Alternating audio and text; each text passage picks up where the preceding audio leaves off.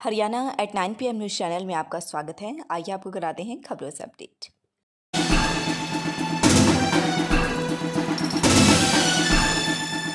प्रशासन की सरेआम अनदेखी।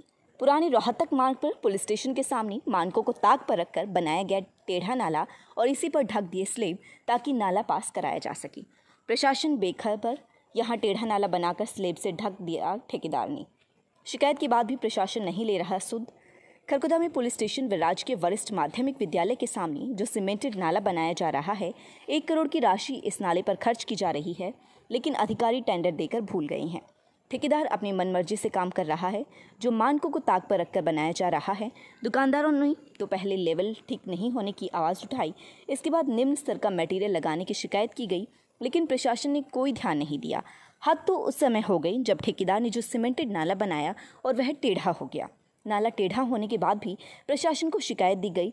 लॉकडाउन में ठेकेदार पर कोई कार्यवाही नहीं हुई, जिसके बाद ठेकेदार के कारिंदों ने टेढ़े नाले पर ही स्लेब डलवा दिए।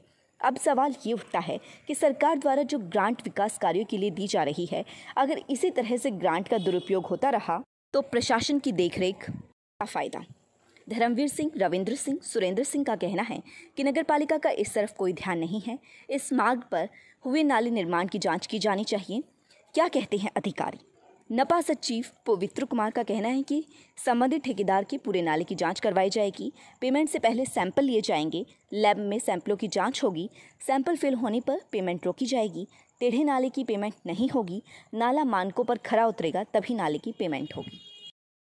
शहर के वार्ड 10 स्थित एक मकान में घुसकर चोर सोने चांदी के गहने व 1.5 लाख रुपए की नकदी चोरी कर ले गए। जिस दौरान चोरों ने वारदात को अंजाम दिया, उस समय परिवार के सदस्य घर पर ही सो रहे थे, लेकिन उन्हें चोरों के घर में आने की भनक तक नहीं लगी। शिकायतकर्ता कृष्णा का कहना है कि सुबह जब वह सोकर उठी तो पाया कि घर के कमरों में सामान बिखरा पड़ा है। जब उसने संदूक की जाँच की तो सोने व चांदी के गहने व 1.5 लाख रुपए की नकदी चोरी हुई मिली। इसके साथ ही चोर घर में रखा अन्य सामान भी चोरी कर ले गए।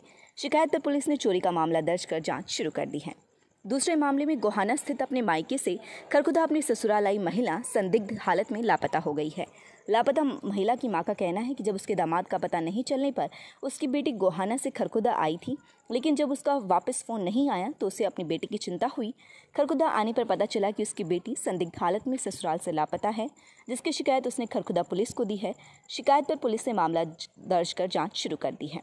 उधर फिरोजपुर बांगर गांव में ट्रांसफार्मर के खराब होने से परेशानी। ग्रामीणों ने सोमवार को ट्रांसफार्मर गांव में सांकेतिक धरना देते हुए निगम को ट्रांसफार्मर ठीक करने की चेतावनी दी और कहा कि अगर उनकी समस्या हल नहीं की गई तो वे सड़क पर धरना देने को मजबूर हो जाएंगे। ग्रामीणों का कहना है कि गाँव में लटकती जर्जर तार, बिजली की केबलों में निरंतर स्पार्किंग होती रहती है, जो हादसे का कारण बन रही है। इस बारे में कई बार अधिकारियों को शिकायत भी दी गई है। अब उनका ट्रांसफार्मर खराब है, लेकिन शिकायतों के बावजूद इस पर ध्यान नहीं दिए जाने से उन्हें परेशानी हो रही है। सोमवार को इसी को लेकर ग्रामीणों ने चेतावनी दी और कहा कि फिलहाल 1 दिन का सांकेतिक धरना शुरू किया है। जल्द ही बिजली व्यवस्था विधिवत नहीं की गई तो वे खरखुदा स्थित मार्ग पर अनिश्चितकालीन धरना शुरू करेंगे। कोरोना वायरस संक्रमित की मृत्यु दर 0.78%। उपायुक्त पुनिया। 97,563 लोगों के सैंपल लिए जा चुके हैं। 5,356 पॉजिटिव केस मिले।